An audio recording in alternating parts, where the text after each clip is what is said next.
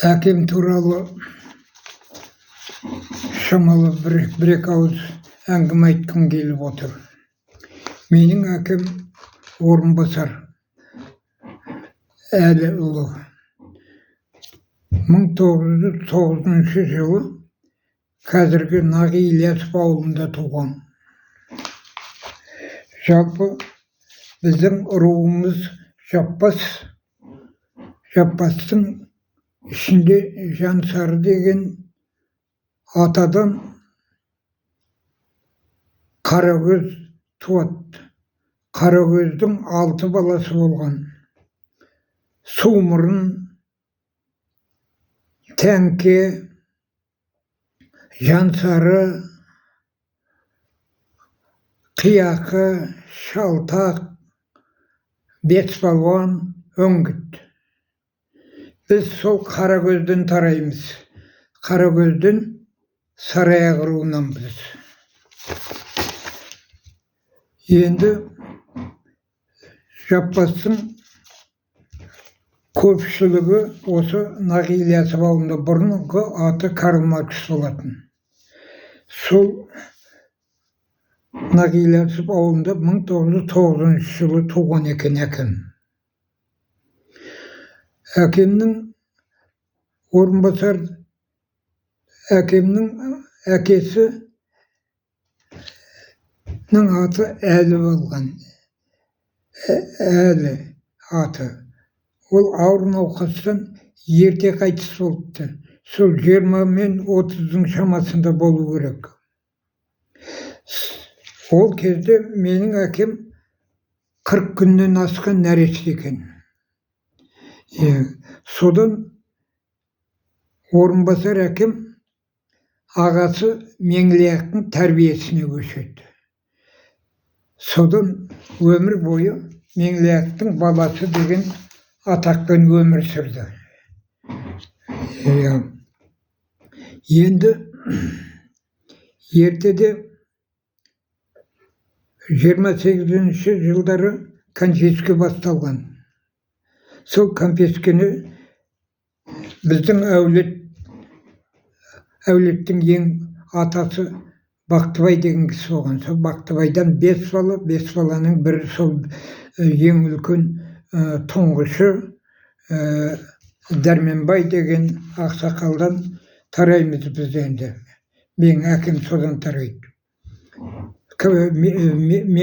Сол конфескеге ұшырағаннан кейін Меңлияқ ағасы әкесі ғой енді.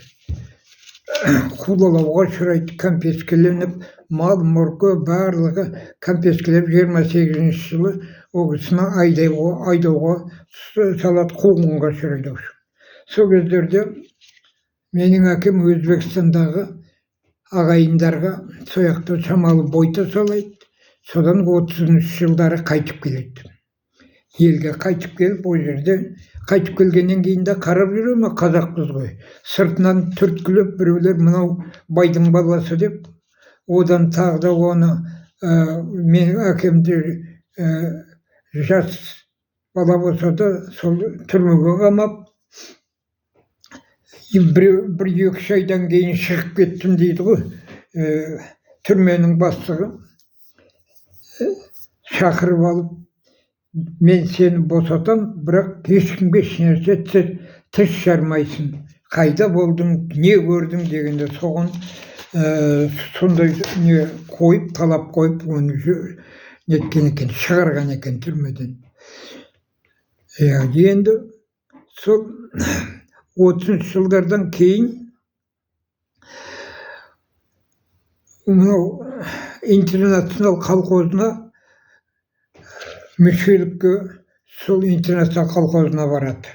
сол колхозға мүше болады, сол колхозда еңбек етеді, изведовод болады, басқа жаңағы қарауыл болады егістіктерде. Сөйтіп сол интернацион колхозында жүріп, 35-36 жылдар болу керек.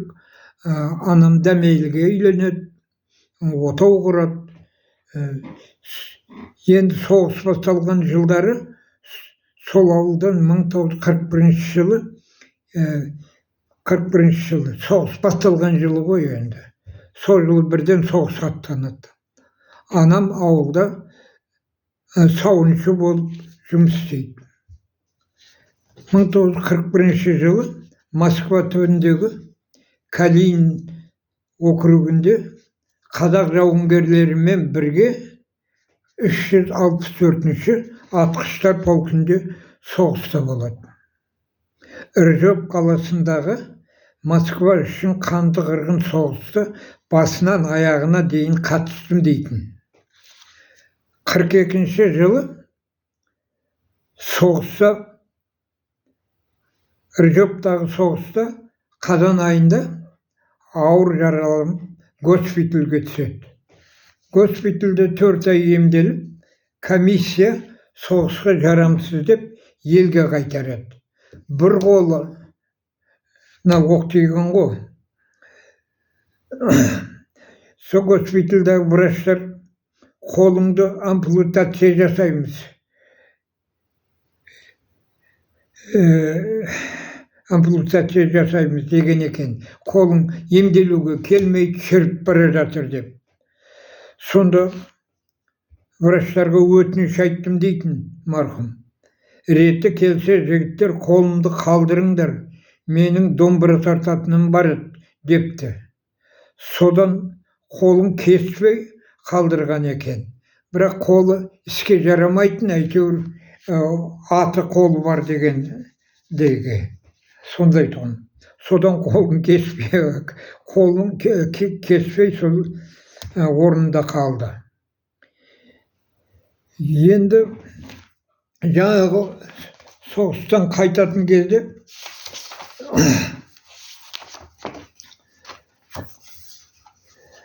айтайын дегенім, енді жаңағы госпитальде енді еліне қайтару үшін билет алу керек қой енді жол бойына. Сонда станция Қызылорда деп айттым дейді, Қызылорда станциясы.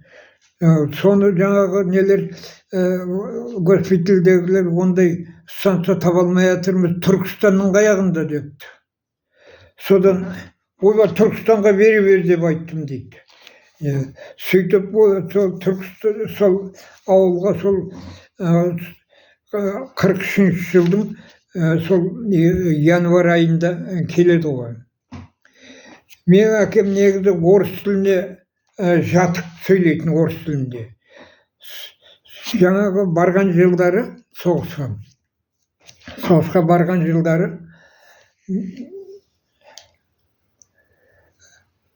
бір кішкентай лейтенант орыс жігіт бір қазақты итермелеп, издеваться етіп жүр екен, итермелеп. Баран, нацман деп, анау жаңағы орысша білмейді ғой, бейшара. Соны көріп, содан бірден өзі әкім шапшаң қызуғандылар тұғын. Көріп, бірден ең үлкен бастығына барып айтыпты. Осындай лейтенант, орыс лейтенант бізді издеваться етіп жатыр, баран, нацмен деп, бізге сондай жаман сөздер айтып жатыр, бізге сенімсіздік білдіріп жатыр. Осылай бұған біз наразымыз дегендей сөз айтыпты үлкен басшысына барып. Үлкен басшысы соны бірден оған реакция жасап, сол күні жаңағы лейтенант бала, орыс бала сол күні жоқ болды деген, басқа жаққа аударып жіберген шығар енді. Сондай бар тұғын біздің шалдың. Енді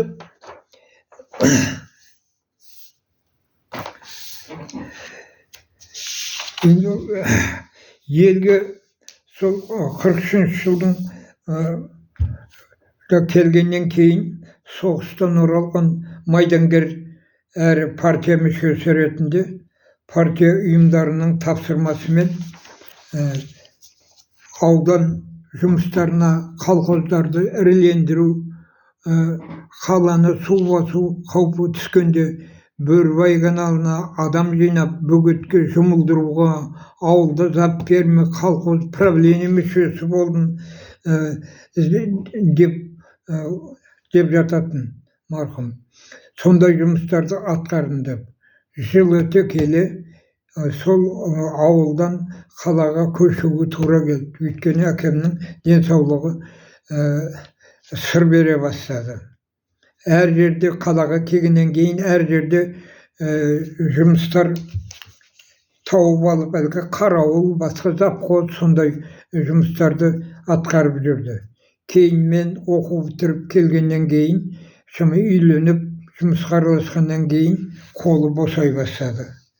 Енді айтайын дегенім, бұл кісі мынадай бір сөзді айтып кеткім келіп отыр осы. Соңғы жылдары осы Ұлы Отан соғысының ардагерлері есебінде қазір көп құрмет, қошемет көріп жатыр ғой. Енді менің әкем соғыс басталған жылы, нағыз соғыстың енді басталған кәдімгі қызыл кезінде барған кісі ғой енді. Сол кезде жаңа Москва түбіндегі соғыста сонда Ржев қаласында Москвадан бір 150 километр деген екен Москваны қорғап қалатын. Осы Бауыржан Момышұлының сол кездерде солармен қатар болған ғой, бұл әкемнің жаңағы сұлу жеткен полкі. Сондай жерде болған енді. Енді менің айтайын дегенім қазіргі кезде енді соңғы жылдары соғыс ардагерлеріне көп құрмет көрсетіп жатыр ғой енді. Оған қарсы емеспіз, ол енді орынды жұмыстар. Бірақ менің әкем сол сый құрмет түгілі жергілікті органдардан азап қиянат көрген уақытында. Алатын 30 сом пенсия, жаңағы соғыс инвалид есебіндегі пенсиясын айырып 2 жылдай сандалтқан менің әкемді. Содан ол кезде мені тағы армияға алып кеткен. Жалғыз өзі кемпірімен қалған үйде. Өзі бір қолы жоқ инвалид. Содан енді не істерін білмей, бұл кісі жаңағы неге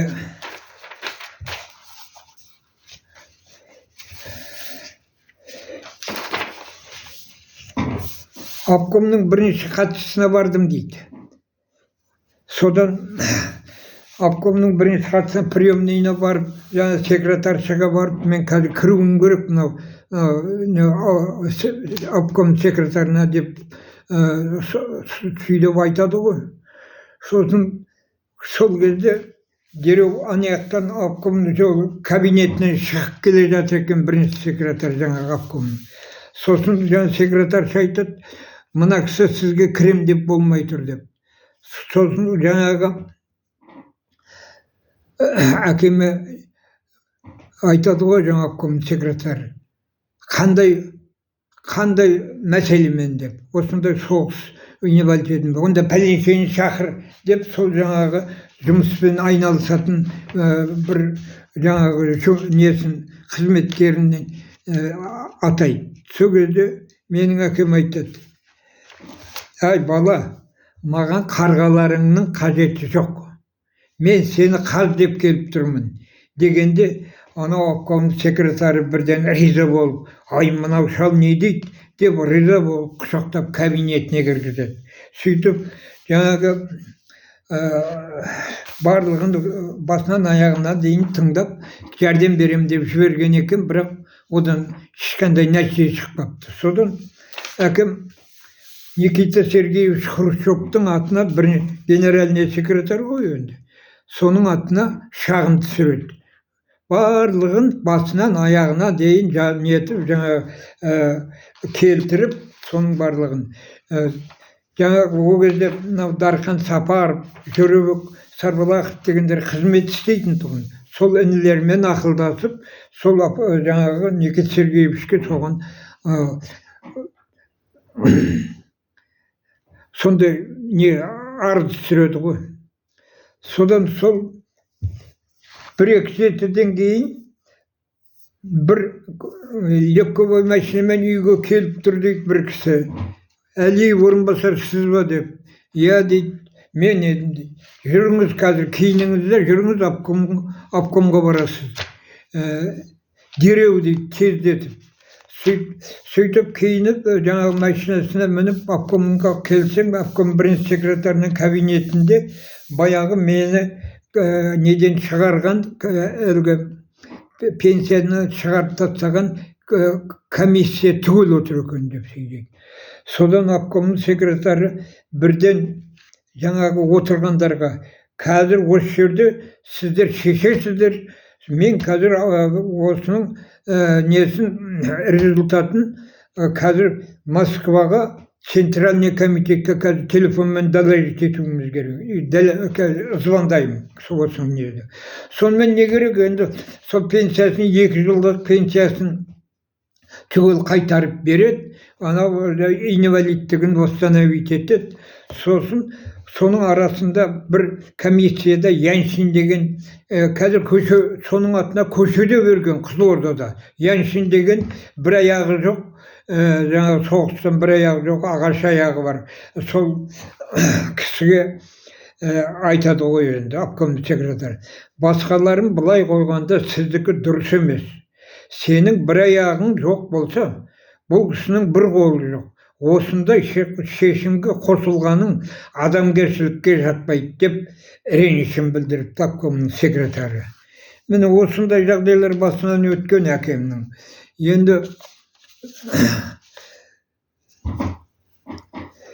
менің әкем бір жола қолы босағаннан кейін өзі ескі сөз, жырлар жинап, өзі сияқты құймақ қариялармен тығыз араласып жүрді. Сыр шайырларының мақамымен термелерін жақсы орындайтын тұғын. Қатты өлеңмен жазатын, суырып салмалығы бар еді әкем. Біздің үйге Қуаныш Баймағамбетов, Рахмет Мәзғожаев, Күндебай Алданғоров, Рахмет Батырбаев, Төлеу Өлгебаев сияқты суырып салмалар жиі бас қосатын. Әкем орынбасар ескі сөздердің құймақ суырып салма ақындығы бар еді. Домбырашы, терме жыршы, ақ көңіл, өз қамына көп ойламайтын, дүниеде бір сирек кездесетін адамның бірі еді. Олай дейтінім, мен онымен бірге өмірім бірге сүрдім. Әкем туралы мынау Асқар Тау әкем арқа сүйер мақтанышым деген кітап жаздым. Мінекей, міне осы кітап таралды ағайындарға. Осындай кітап жаздым. Көрген білгенімді толық осы кітапта келтірдім. Оның енді менің әкемнің бір қасиеті, жетім жесірлерге көрсеткен жәрдемнің өзі бір төбе. Енді соғыстан кейін өзі мерген болатын.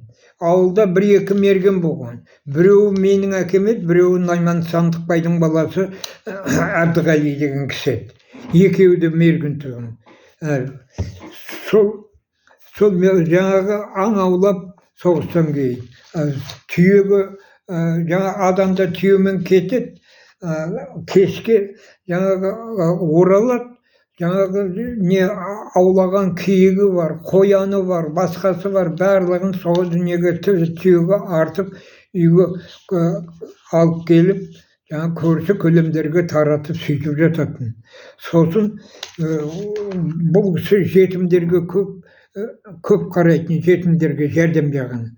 Соғысқа дейін мына жаңағы жетімдер үйінде соғыс кезінде Жайықбай деген мына Qostanay жақтың баласы дедімді болған екен.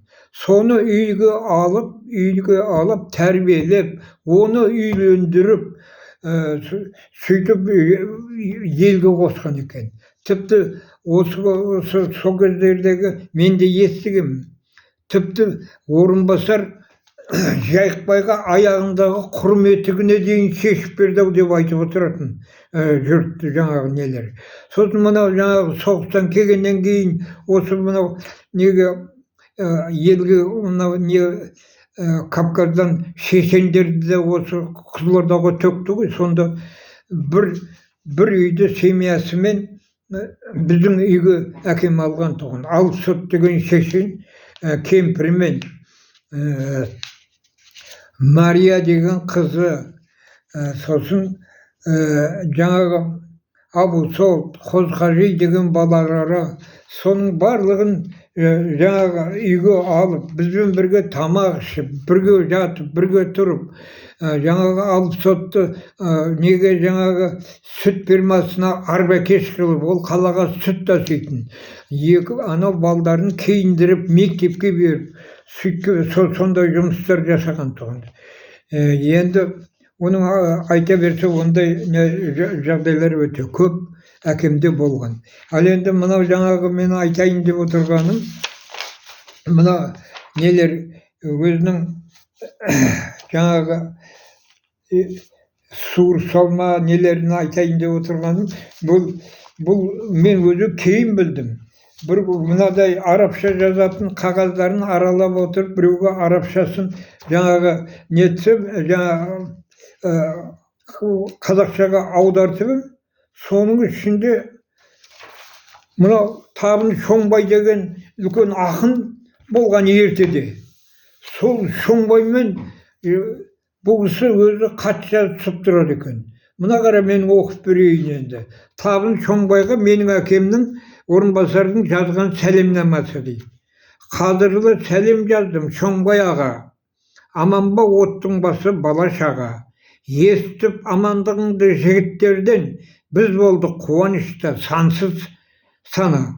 Жақсы ма жағдайыңыз аға Шоңбай, аман ба оттың басы жағдай қалай.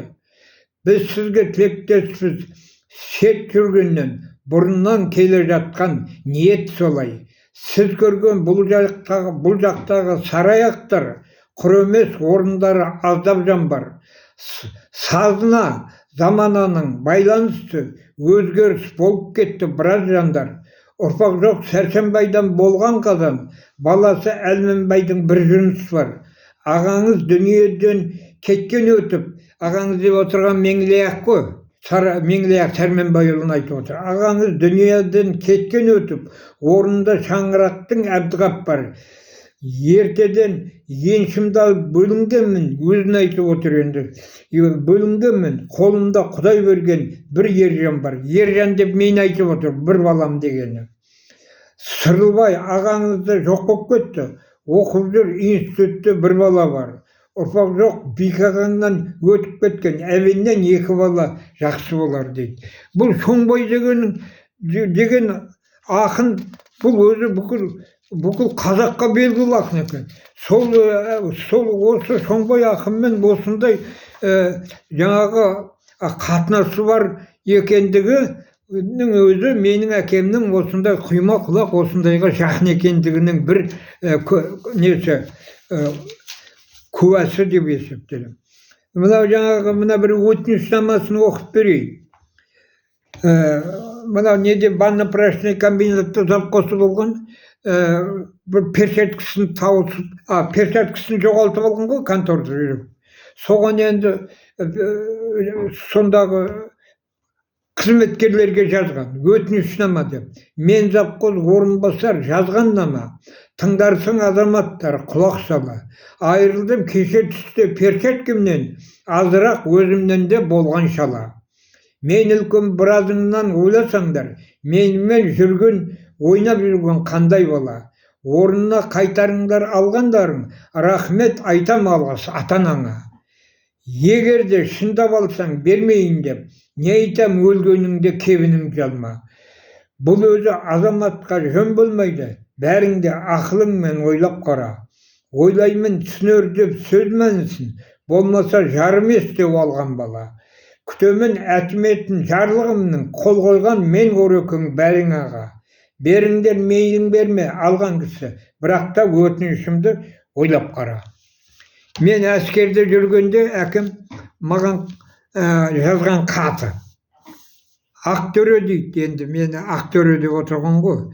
Ақтөре, қалай жағдай, сау ма деймін, қатымда барып тұрған шығар менің.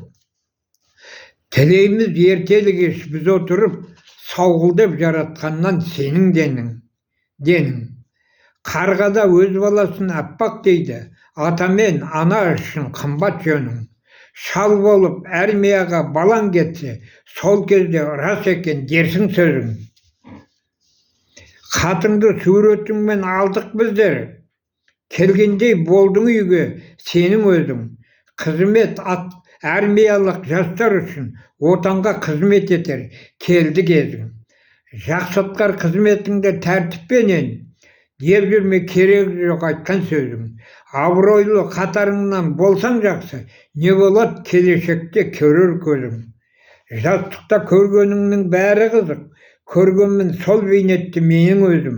Қайырлы қалам болсын болашаққа, болады бәрі ұмыт, аман келсең. Деп жазған әкем. Енді әкемнің жазған нелері көп, оның барлығын енді нетіп жатпаймын, барлығы мынау кітапта, мынау арнайы кітапта, әкем туралы арнайы кітапта мен барлығын жаздым әкем туралы. Бұл мақтаныш емес, бұл біздің өзімнің үйімнің, отбасымның, бала шағамның,